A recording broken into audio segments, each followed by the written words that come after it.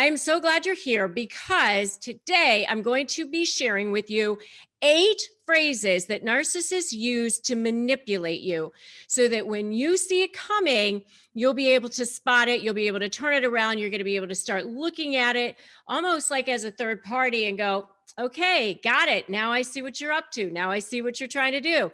And by the way, because you're saying these things, I know that you're a narcissist. All right, so let's dive in. The first one is they'll say something like, I guess I'm a bad person. You know, you're trying to make a point about something, you're pointing out something like they didn't do something that they said they were going to do, or they did something that they shouldn't have. And you're just trying to get them to take responsibility. You're trying to have a conversation with them. And what they try to do then is they just become the victim. Oh, I guess I'm just a bad person.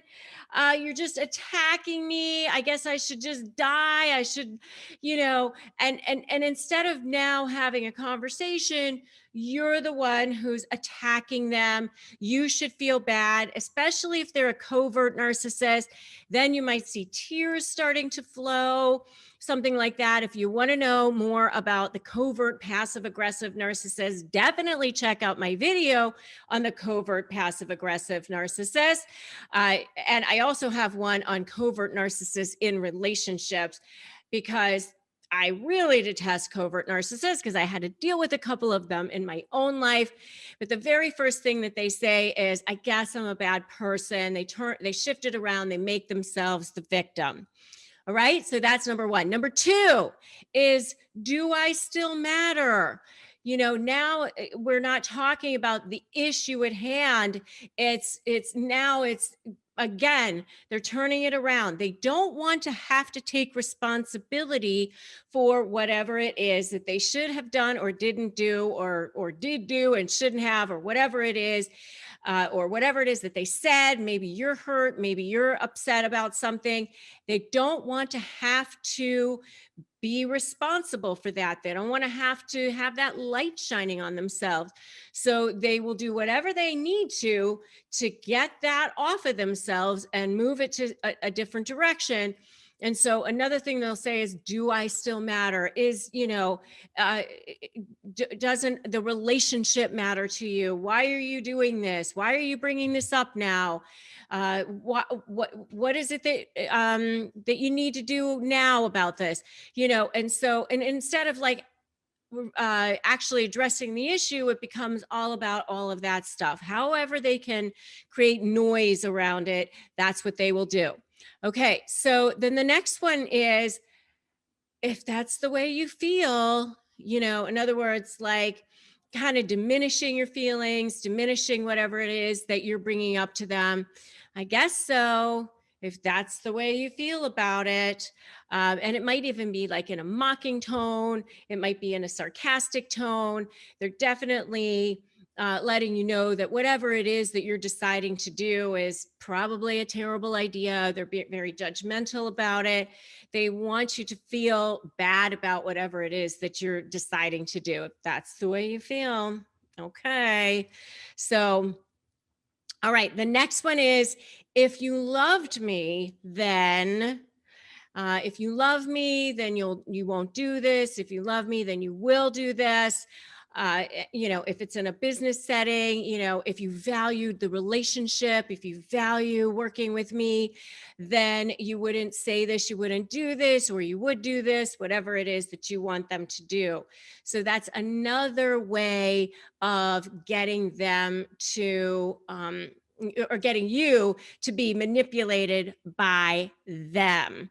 And if you have totally seen this before, give me an amen in the comments. Okay, so the next one is, you don't trust me. Again, this is a manipulation. They're doing something that you definitely don't trust them. And they're like, oh, you don't trust me. They're trying to make you feel bad. They're trying to make you feel guilty for not trusting them. How could you question them? They've always been there for you. They've always been by your side. Have they ever let you down? And of course you're thinking, yeah, you have. And yeah, I don't trust you. But, then they start playing on your emotions. They start playing playing on your feelings. And especially if you're an empath or you're an empathic person, it's really, really hard to stand back up to that. And if you want to know more about that symbiotic relationship between the narcissists and the empaths, definitely check out my video on that topic, because there is definitely sort of this, lethal attraction that goes on there between narcissists and empaths. But anyway, that's the next one. You don't trust me. All right, so the next one is, I've never seen anything this bad before. I've never seen anyone do anything like this before. Trying to make you feel like you're the only one who's ever asked this, done this, said this, whatever it is.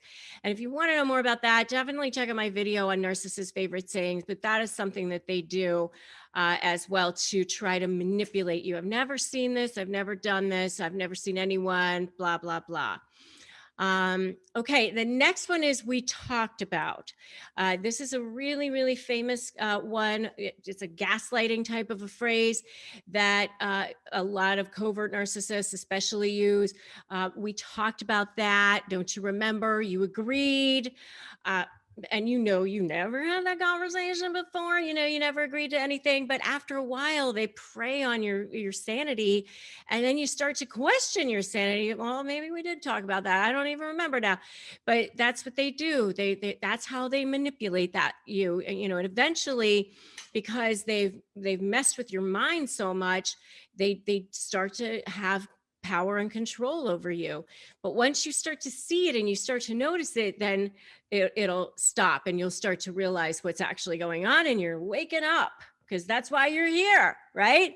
Okay. And the last one is, I would never, trying to shame you. I would never do this. I would never say that. I would never let you down like that. I would never accuse you of anything.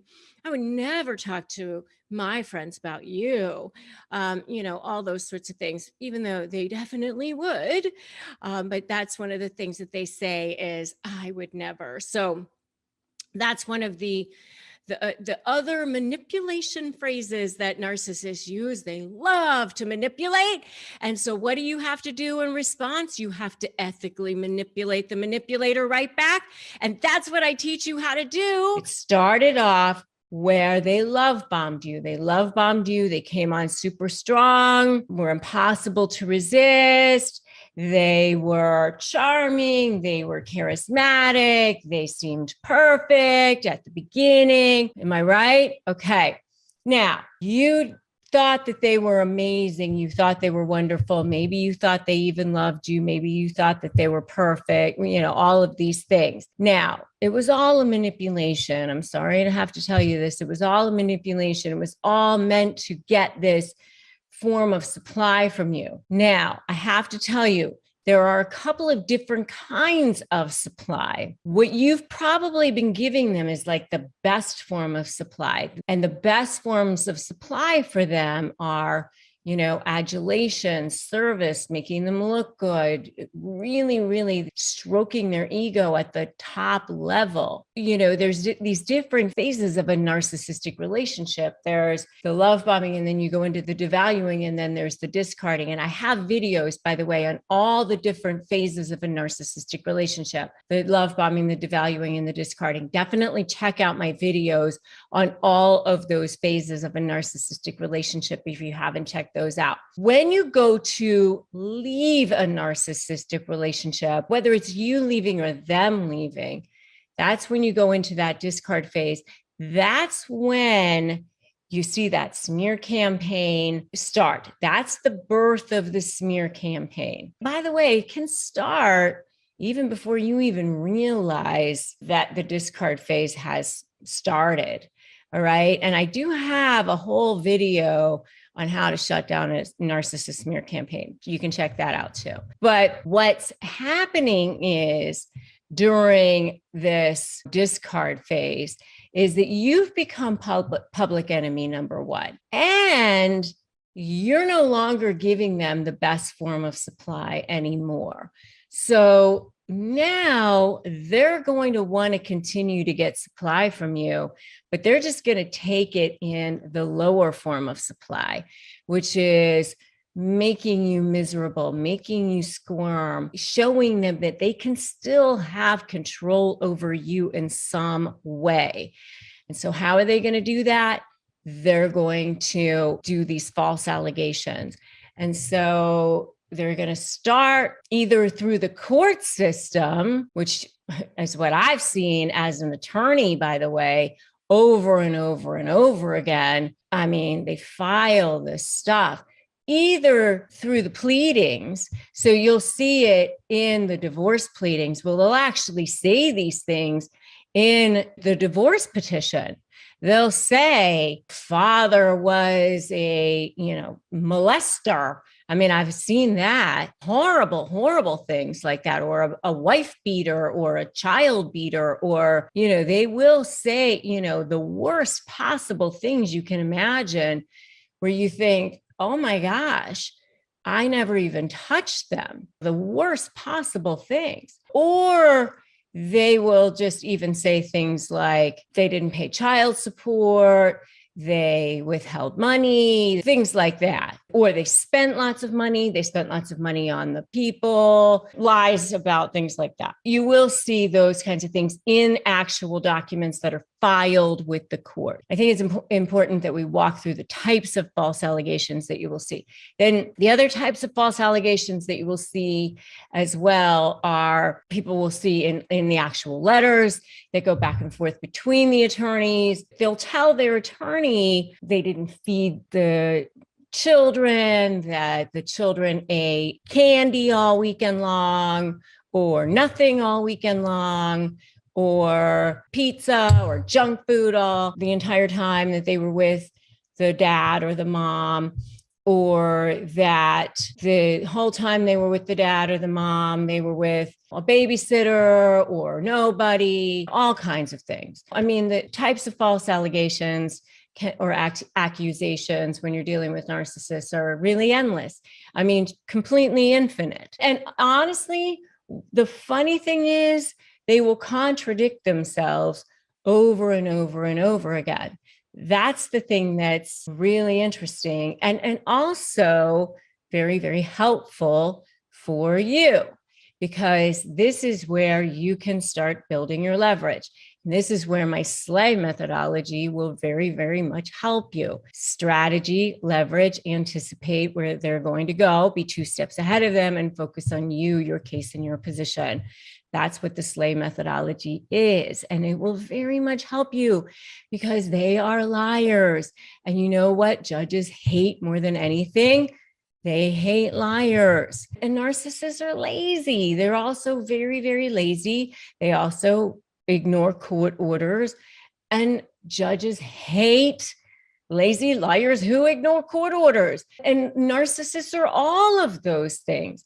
And I'll tell you that at the end of the day, if you are just diligent in keeping track of these things, you really will be able to catch them.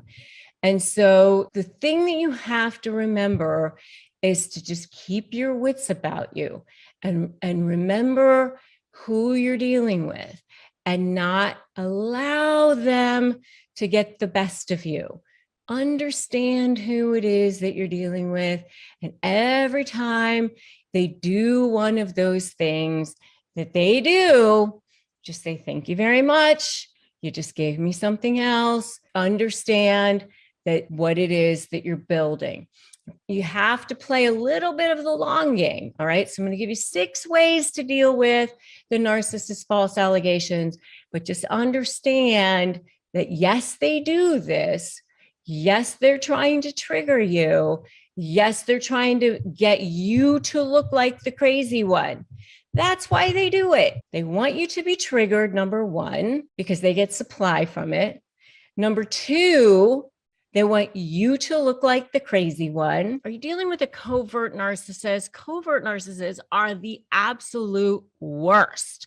I have dealt with them myself in my personal life, and that is why I am on this mission, on this crusade to help you guys break free from them too, because I know they get stuck in your head. They literally know how to get stuck in the recesses of your head. You become obsessed. Seriously, like you wake up in the middle of the night, you're thinking about it. You wake up in the morning, you're thinking about it. You're brushing your teeth, you're thinking about it.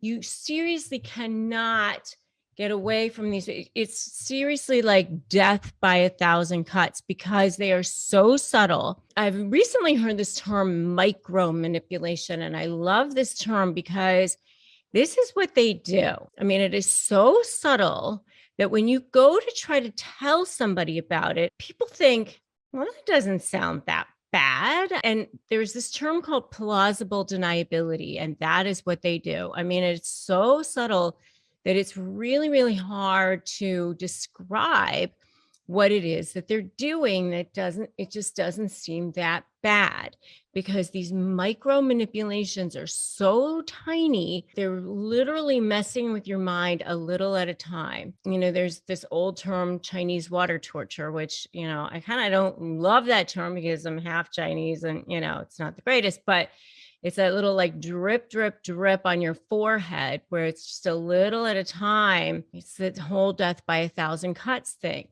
And so this is how covert narcissists literally make you crazy and drive you absolutely insane. So these micro manipulations are what they do to absolutely drive you crazy. It is a subtle form of emotional abuse that they use in their closest relationships to gain a sense of control, and especially regain a sense of control if they think they're losing it. So one of the things that they will do, for example, is, they'll send like a DM. It has like this shock value, like, oh, I had a biopsy today and I don't know what the outcome is going to be.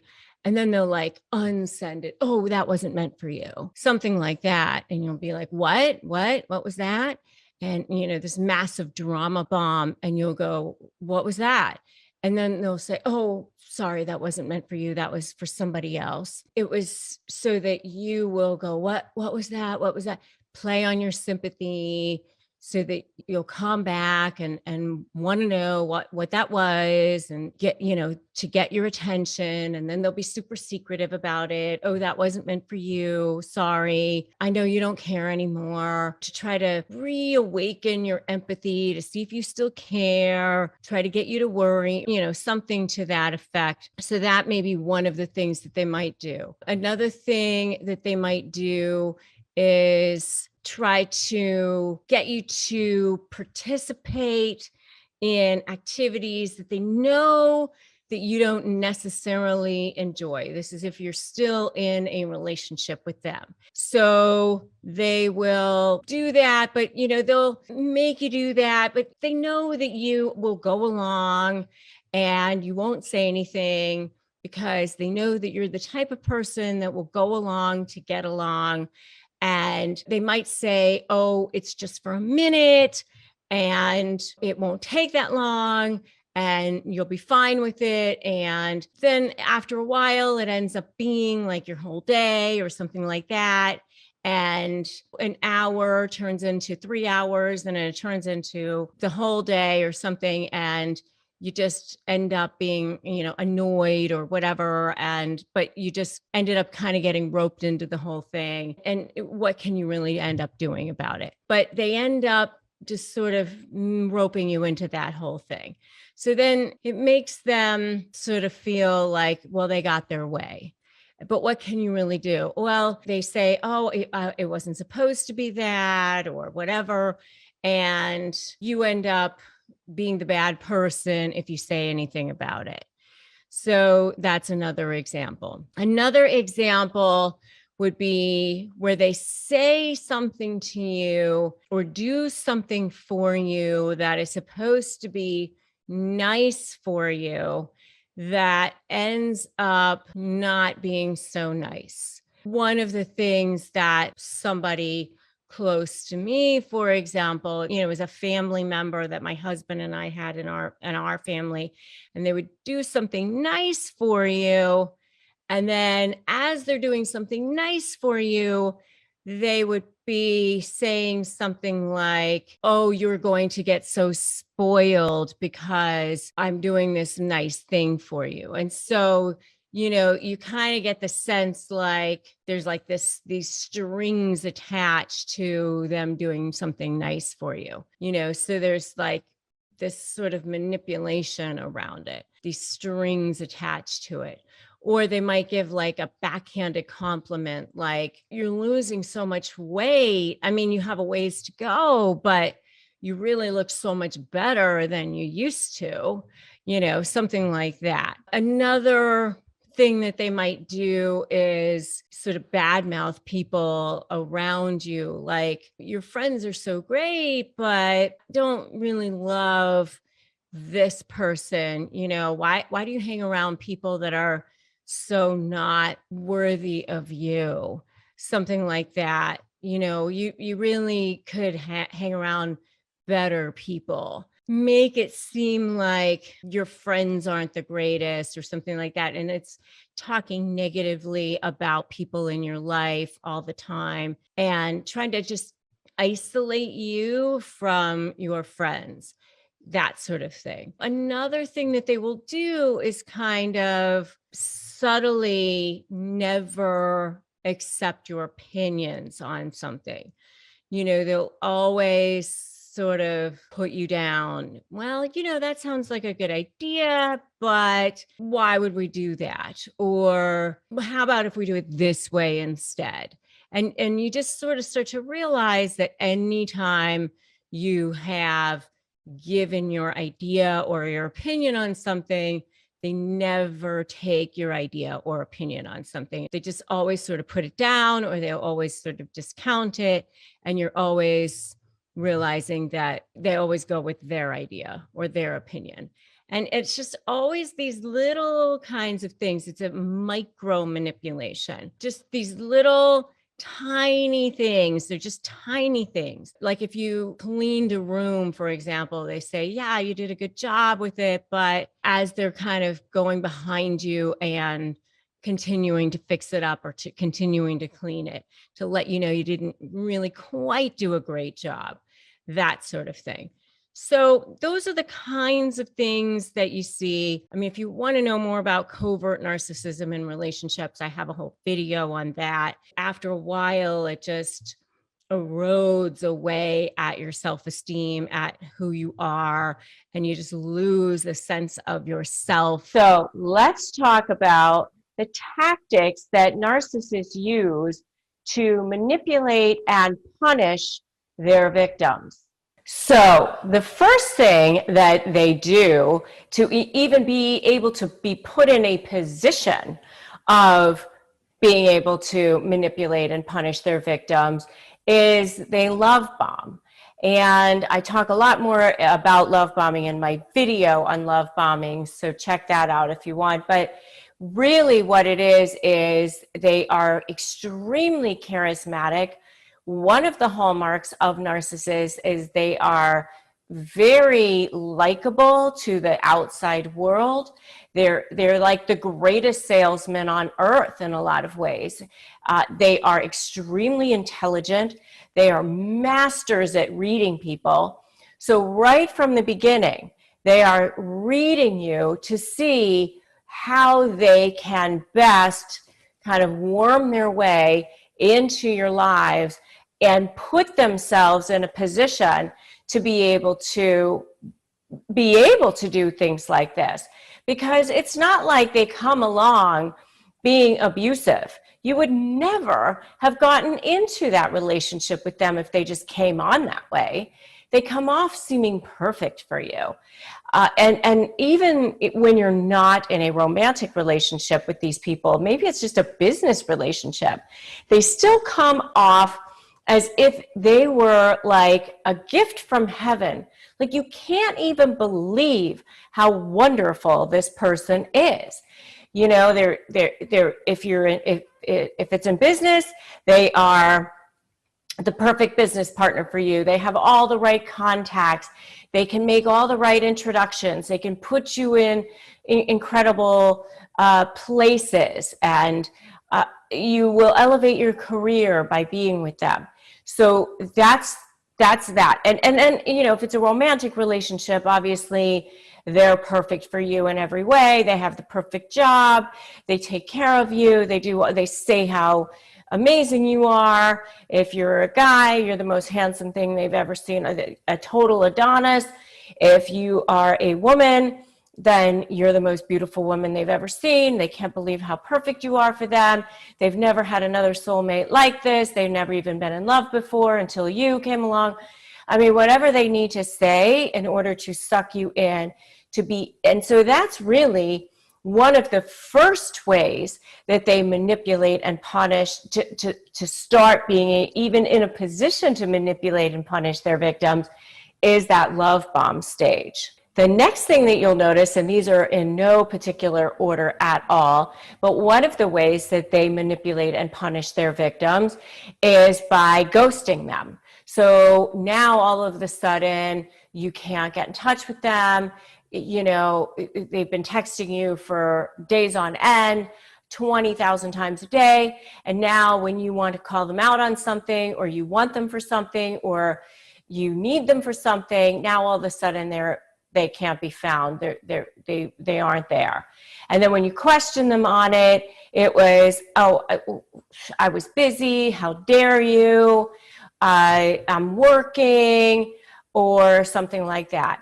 Or if you're calling them out on something that, you know, maybe that, you know, you are questioning them on, maybe they're speaking to somebody else that they shouldn't be, they've been particularly flirty or something like that, then, you know, they'll start ghosting you. Like they'll just totally ignore you.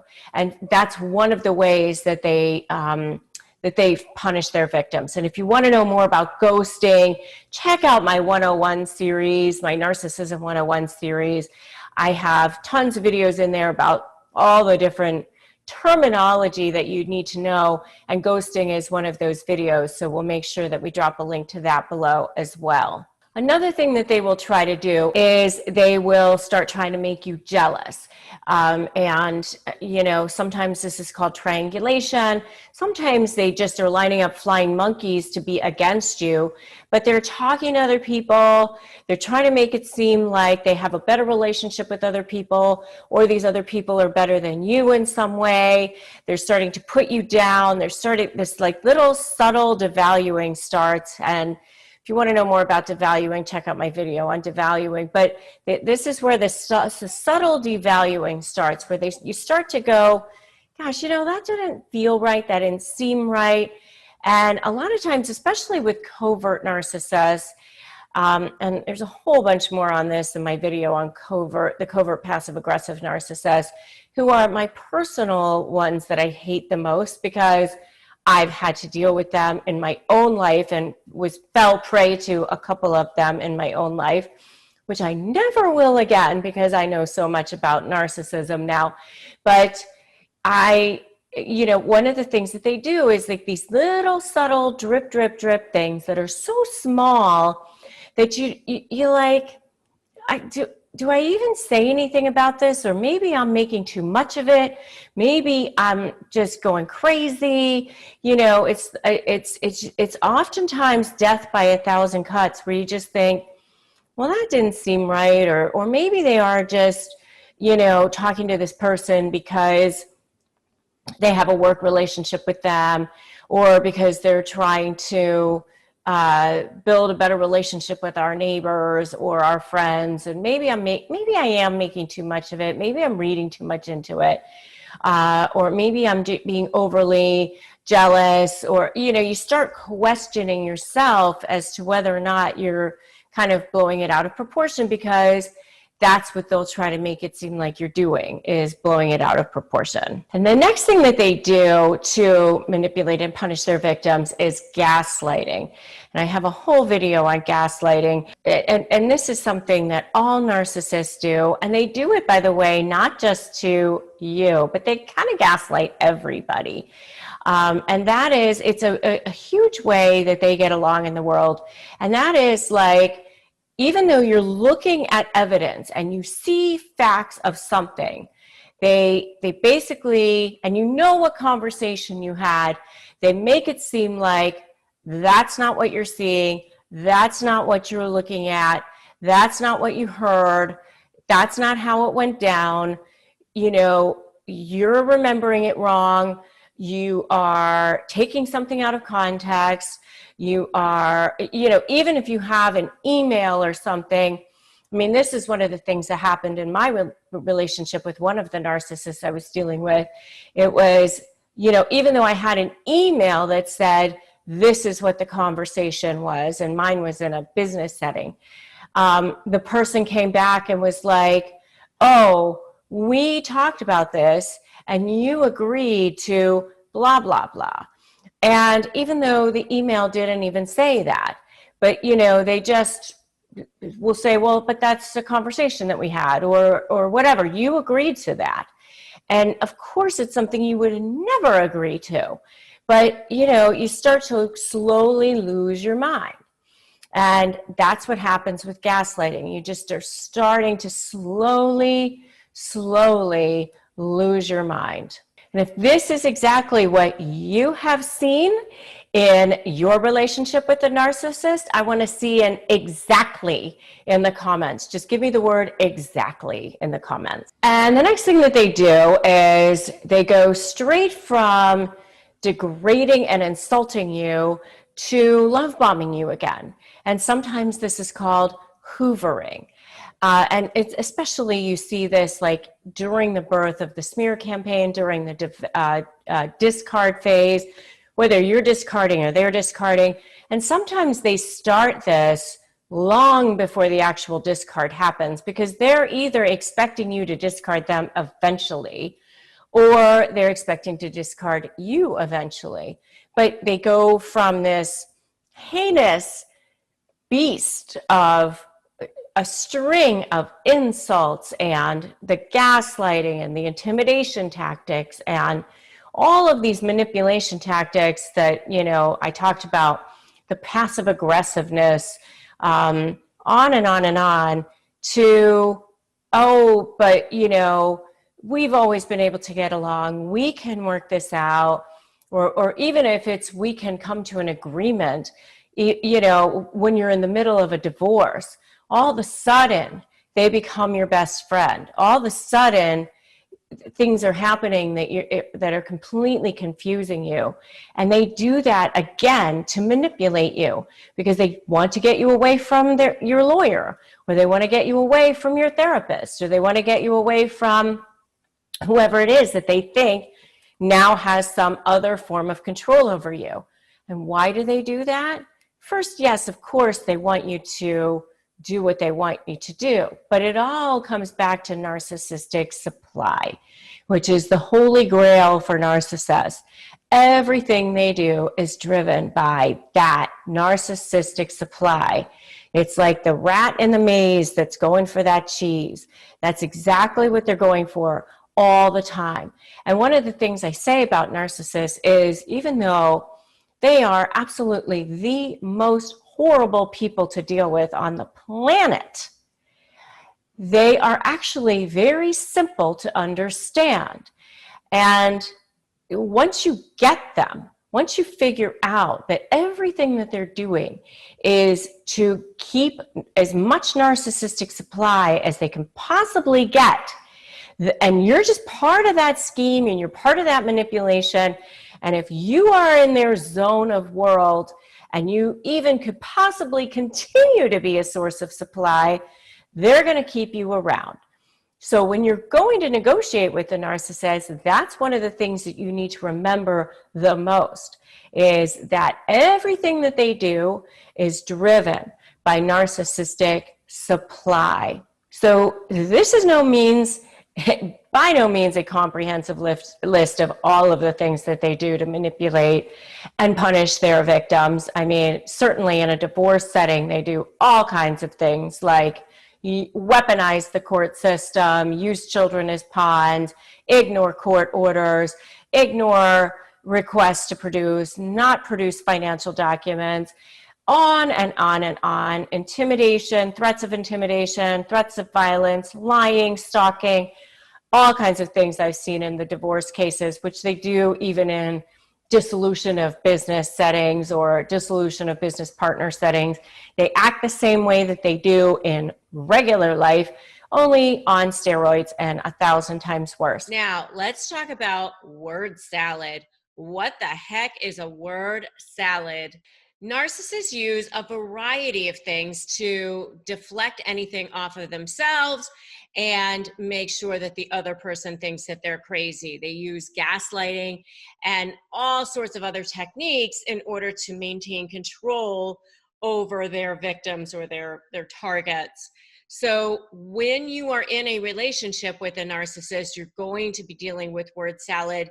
And I've actually heard some of my clients and my subscribers and the people in my community have talked about how their brains end up feeling like scrambled eggs. It really is in a form of emotional abuse. It's a form of how they traumatize their victims. And it can leave you feeling very confused and very you powerless and paralyzed. So, you know, before I talk about word salad, let me just give you a little bit of a basic. If you haven't watched any of my other videos before, I want to make sure that I give you some basics, which is that a narcissist has no inner sense of value. They have to get all of their value from the external. Something happened with them when they were a child. They feel they have no self-esteem. They're actually extremely insecure, extremely fragile. And while all of us are on a continuum in some ways, I mean, in some ways all of us have what people would refer to as narcissistic traits, meaning, hey, we all want to feel seen, heard, and know that we matter. That is a universal feeling. If you are a human being, you have those feelings, and there is nothing wrong with those feelings. Of course we matter, and of course we need to feel whole and complete. The thing is, where you're dealing with a narcissist is where it becomes pathological, where it becomes they absolutely need to have it, they thrive on that, and it's so far gone on the continuum that they just have completely lacked any ability to care about another person. A lot of times people think, oh, that person says that they're so great, they have to be a narcissist. Well, you're forgetting about the second half of that, which is not only do they think that they're great, which is nothing wrong with that, right? But they completely lack any ability to have any feelings or care or empathy for another person. They may know what to do to pretend. And when they're love bombing, they're in that, and they do long for connection, but they just are so pathologically ill in a lot of ways. I mean, they're mentally ill. They cannot cross that bridge. So they feel that they have to manipulate the world in order to get what they want. And so they use a variety of tools. They have a whole little tool chest that they go to manipulate the world and to gaslight people and to just to continue to maintain control. In other words, they just don't feel inside that anybody will actually ever love them or be with them unless they are manipulating the situation. It's actually quite sad, but you empath, yeah, I'm talking to you, you cannot fix them, and the emotional abuse will not stop. They really can't be rehabilitated other than to, and I've talked to psychologists about this, And I do highly recommend that you watch some of my other videos, like with Dr. Romani, and specifically my interviews with Dr. Romani and Tina Swithin in One Mom's Battle, how to represent yourself in court. Dr. Romani actually talks about if they can be rehabilitated, and basically she talks about how they can learn how to behave sometimes. Like she has actually had a few narcissists as patients, and she's been able to get them to a point of being able to kind of pretend like they care enough about people, or go through the motions or act the right way, but they don't actually ever come to a point of truly caring, because there's something within themselves that's like broken. It's like wishing somebody could grow an arm back if their arm has been amputated or something for some reason. So it's just those some things are just not possible. So as part of their world of manipulation, they use something called word salad.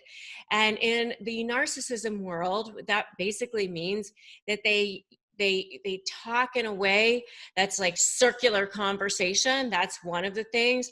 You think something is settled, and then they come back as if it hasn't been settled, and there they bring it up again.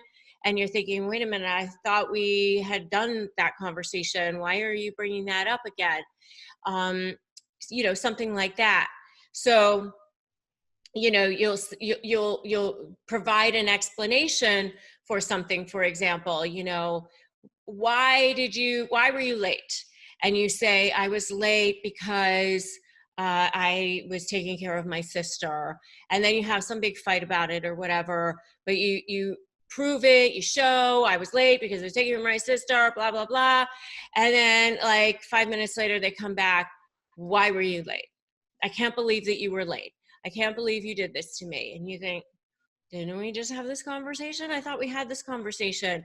But there you are having it again. And they're just trying to like force it out of you again. And it's just a way of trying to make you feel bad or feel guilty or give them attention and show you how horrible you were for disrespecting them and not showing up when you were supposed to, and that sort of thing. So circular conversation is one of their favorite little word salad techniques. Another technique that they use for word salad is just a complete lack of logic. So for example, if they'll accuse you of cheating. You were at lunch with your mother and your sister, and they'll say, I know that you were cheating. And you're sitting there defending yourself thinking, what the heck are you talking about? I was at lunch with my mother and my sister. You know that I was texting you the whole time. I sent you pictures of myself there. I mean, and even if you didn't do that, you know that that's where you were, and you're just like the person who would never cheat. But yet here they are like saying, well, you're obviously a cheater. Look at what you're wearing. And you're looking at yourself going, I'm wearing jeans and a t-shirt. Like what you're saying has absolutely no logic whatsoever. It makes no sense, but here you are defending yourself like there's something wrong with you. And it's just this utter verbal chaos of like you're in the twilight zone. So that's number 2, is just a complete lack of logic. And another version of word salad is, your typical garden variety gaslighting. And if you want to know more about gaslighting, you should definitely check out my video on gaslighting techniques. But basically it's saying things to make you think that you're crazy. They'll say, I'm going to go away for the weekend with my friends. And you'll say, oh, when are you doing that? And they'll say, oh, we talked about that and you agreed. Don't you remember? And you're sitting there thinking, no, we never had that conversation. Like, where did that come from? But when they do that over and over and over again, you really do start to question your own mind. You start to question your own sanity. You start to think, well, maybe we did have that conversation, because they'll do it to you over and over and over again so many times that you think, well, I don't know, maybe I am the one that's crazy. Or and what happens with this whole word salad thing is it really just eats away at your self-esteem, and it eats away at your sense of self, so much so that you really start to question everything about yourself, and you start to really believe, and you've been so traumatized that you start to really believe that, gosh, if I were just more perfect, if I were just better, if I just tried harder, if I just were more careful with my words, if I were just, if I just checked in with him more and showed him or her how often I, um, where I was, I can prove to this person. I don't want to say him or her. Obviously there's narcissists in all genders. You just start to believe, like, it's me, it's definitely me, there's something wrong with me. And they really want you to believe that, until something in your little soul, and I always refer to the Maya Angelou, I know why the caged bird sings, because that caged bird is your soul. And when people end up in my office as an attorney and they're ready to get divorced, or I'm on a coaching call with somebody who's dealing with a narcissistic business partner, or somebody who wants to talk with me about figuring out a way or a strategy or leverage with dealing with narcissists, um, they start to, really see that, like, this is a soul decision. I call it a soul decision. Your soul knows that something is deeply wrong. Your soul knows that it's time to sing it. Your soul knows it's time to be free. And so slowly but surely you get that little glimpse of light. And that's when you start watching videos like mine, or many of the others of us who are in this space, that I've collaborated with, such as Dr. Ramani, Tina Swithin, Tracy Malone, Kim Saeed, Melanie Tanya Evans. All of us are in this space working for you. You get that glimmer of light, your soul gets that glimmer of light, and you go, oh my God, this is me, this is what's happening. And you start gathering information, and you start getting stronger and stronger and stronger. And that's why I do what I do. Let's dive in and unravel the hidden meanings into these phrases. Catchphrase number 1, it's all about me. This typical narcissist catchphrase really serves as a constant reminder of their self-centeredness, right? For example, a narcissistic friend who always redirects that conversation back to themselves. It's really interesting how they can always figure out a way to direct the conversation back to themselves. I mean, even if you're talking about the weather or something, it somehow ends up talking back. It's like back on them somehow. It's so crazy how they can get it back to themselves. They never allow somebody to share their own experiences. If somebody says, let me tell you about my amazing day, or let me tell you about what I went through, or anything, somehow it comes back to, let me tell you about me. Let me tell you about what I went through. Let me tell you about what I'm looking at. Even if you just say, how do I look? What's my hair look like? Whatever. I mean, somehow it has to get directed back to them. What I mean by this is this catchphrase reflects on their belief that their thoughts, their ideas, their needs take priority over everyone else. What's amazing to me is you can even say something like, I'm sad. And somehow they take that as a personal affront to them. Why is this about you? You're mad at me. Suddenly they can't have you have a moment about you. They've got to have something about themselves, a lashing out at you. That's number 1. Number 2 is, I'm the best. I'm the best. This boastful phrase is a grandiose display of their inflated ego. They might say things like, I'm the top performer, or I'm the best. But, this is not something that, it's okay to say that I have achieved something, and that's okay if somebody has achieved something and wants to share that, especially if they are sharing it to demonstrate credibility in a field. That's all right. But if they're saying it as perceived superiority over other people, to basically say, I'm better than other people and I should have everybody else's admiration, and especially if it's not even true, that is going to be a problem. All right. So that's number 2. Number 3 is you should know better. They employ this phrase in a multitude of ways. I didn't have that problem. Oh, I can't believe that you did that. Oh, I would never have done it that way.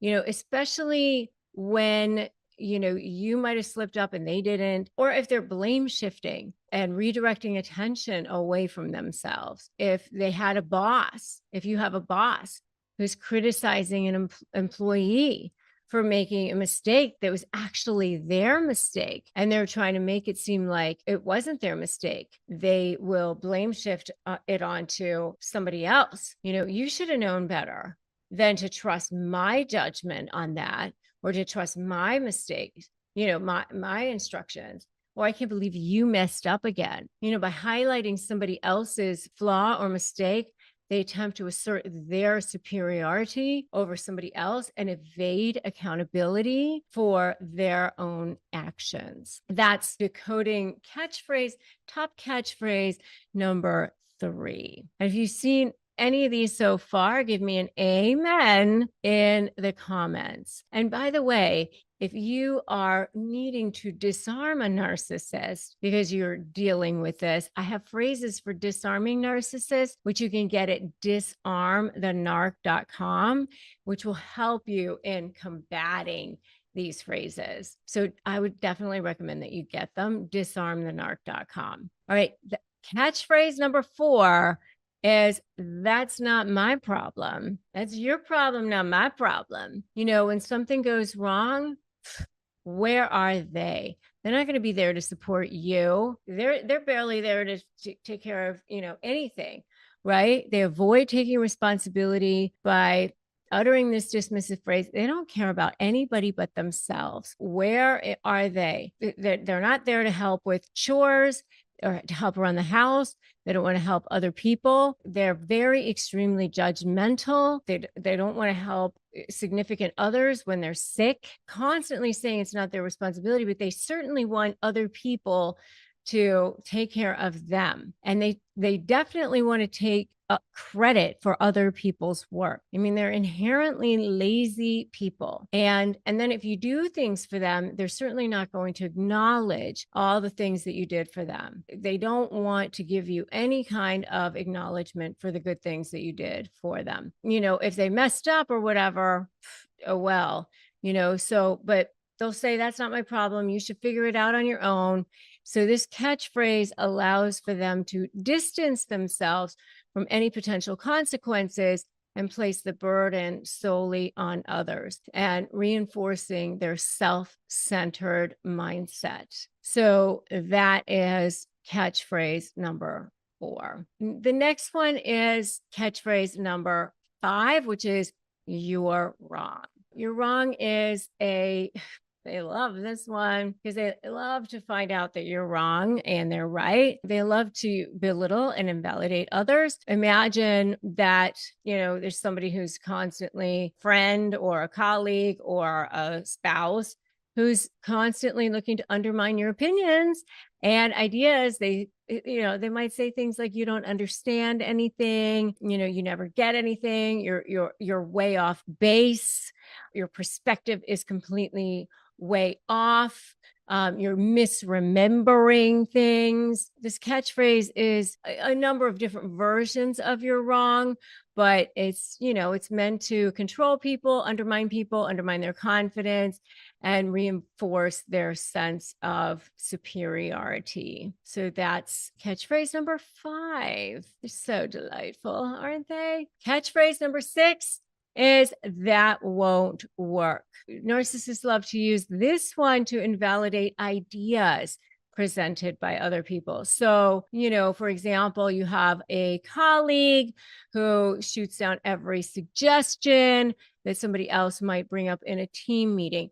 Like even if it's a good idea, they're just like immediately knee jerking everything to shoot down other people's ideas. They don't even have any other good ideas. They don't even have any other alternatives, but it's just like, if it's your idea, the answer is a no. And, they might say things like, it's a terrible idea. We tried that before. It didn't work. And they just dismiss any other suggestions because, they just don't want you to have the idea. They assert their perceived expertise and superiority by maintaining their control over conversations and their sense of intellectual dominance. So that is catchphrase number 6. And the last one is trust me, which you should never do, of course. And by the way, if you are dealing with this and you need additional support, you need to join my free private Facebook group, Narcissist Negotiators with Rebecca Zung, for sure. But this one is, it seems innocuous, but this is also a very big warning sign. And they use it to manipulate others into accepting their versions of the events without considering alternative perspectives. I mean, it's really a gaslighting phrase. It's a way of gaslighting. So, it's a manipulation. It's, trust me that this is the way it happened. Trust me the way you're remembering things is wrong. Trust me that that's the way the conversation went, or trust me that your advice is not the way it happened, or trust me that your perception is faulty. That sort of thing. And it's a way to distort narratives and silence dissenting voices and reinforce the distorted narratives that they want to reinforce. All right. So we've decoded these catchphrases. We've decoded them with examples. And that way we've been able to gain a deeper understanding into the manipulation tactics employed by these narcissists. And it's important. It's important to be able to do this because you want to be able to recognize the patterns. You want to be able to recognize the patterns employed by them, these high conflict individuals, so that you can recognize these patterns, recognize them if you're going to communicate with them, recognize them if you're going to go negotiate with them, be able to help yourself and get the support that you need. In this video, I'm going to give you 6 tactics, 6 simple ways to shut narcissists down so that you can stop having to deal with them. Finally, defend yourself against that crazy narcissistic manipulation. So number 1 is know the type of narcissist that you are dealing with. Are you dealing with a covert narcissist? Are you dealing with a grandiose narcissist? Are you dealing with a malignant narcissist? So this is where you have to do some education. You have to do some research, learn about this. This is why you're here, right? This is, the very first step in figuring all of this out is starting to realize, hey, it's not you. It's not something that is wrong with you, and not taking it personally. One of my very favorite books on the planet is The 4 Agreements. I absolutely love this book. And it's a very simple book. It's a book that you can read in an afternoon. It's really small, and it's 4 agreements that you keep with yourself. And one of the agreements is never to take anything personally, because the way people treat other people is a direct reflection of the way they feel about themselves, good or bad, right? And that means that if people feel good about themselves, they treat people well. And if they feel bad about themselves, then they treat people poorly. And deep down, narcissists don't feel good about themselves. They hate themselves deep down inside. And that's why they treat people poorly. So, you can't take anything that they do personally. And that's why, the very first layer of this is education. And that's what you're doing now. And you're realizing, hey, it's not you, it's them. And so you're going to realize, okay, number one, I'm dealing with a narcissist. Number two, what kind of narcissist am I dealing with? So determine the type of narcissist that you are dealing with. And I have videos on all of this. So if you're trying to figure out, is it a covert? Is it a grandiose? Is it a malignant? Go and check out my videos on all of those things and try to figure out what kind of narcissist is it that you're dealing with. Okay. So that's number one. Number two is be aware of the tactics that they use. All right. And this is all part of my SLAY methodology, by the way. When you're developing a strategy, when you're developing your leverage, when you're anticipating what they're going to do and being 2 steps ahead of them and focusing on you and your offensive strategy and your mindset, the very first piece is strategy. And in developing your strategy, you've got to know what kind of narcissist it is that you're dealing with, figuring out what tactics to use, right? So be aware of the tactics that each one of them uses. Coverts act differently than grandiose narcissists, and they act differently than malignant narcissists. Each one is slightly different because covert narcissists want to be under the radar. They want to look like they're the victim, right? They present differently than a grandiose narcissist. Malignants are, in a way, kind of like not the smartest ones because they're the ones that'll be out there stalking you and, being violent. And, in a way, that's not the smartest thing to do. The coverts are the ones that'll be like, oh my goodness, I'm the humanitarian. I will take care of everybody. But under the radar, they're the ones that are death by 1,000 cuts. I mean, I think they're the stealthiest and in some ways the smartest of all of them because everyone else will think that they're a victim and you know darn well that they're not. So I think coverts are the worst ones. Anyway, I digress. Be aware of the tactics they use. That's number two. Number three, distance yourself from that narcissist. Distance yourself, create boundaries. They've been conditioning you from that beginning. You've got to start distancing yourself. You've got to start creating boundaries. You've got to start saying, I'm drawing a line in the sand. And I'm no longer taking this. I'm now saying you have to treat me with respect. And I'm now saying there's a new game in town. I always say step 1, don't run. Step 2, make a U-turn. Step 3, break free, right? In order for you to shift that dynamic and turn things around, you have to start with distancing yourself and creating boundaries. It's never going to change unless you make a change. You keep doing what you're doing, you're going to keep getting what you're getting, right? That whole definition of insanity. So you've got to distance yourself. You've got to put boundaries in place. You've got to start making a change. So that's number 3. Number 4, start documenting everything, recording everything, writing things down. If it's an email, you're saving. If it's a text, you can screenshot it. If it's voicemail, make sure you save it. Do not delete. Everything gets saved. Everything gets documented. If they are late for something, you write it down. Make sure that you are keeping track of absolutely everything. They will make mistakes. They will trip up. They will lie. They will give you plenty of ammunition, but you've got to make sure that you have kept track of it and start organizing it because that's how you're going to get them. My SLAY program will show you how to do that. You've got to start getting yourself prepared for it. And you can do this. And I want you to put that in the comments. I can do this.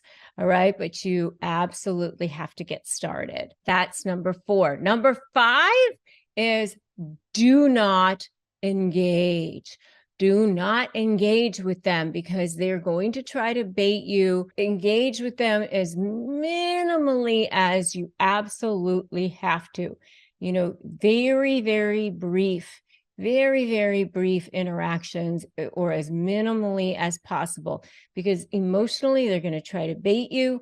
They know that's your Achilles heel. They're going to say whatever they absolutely can.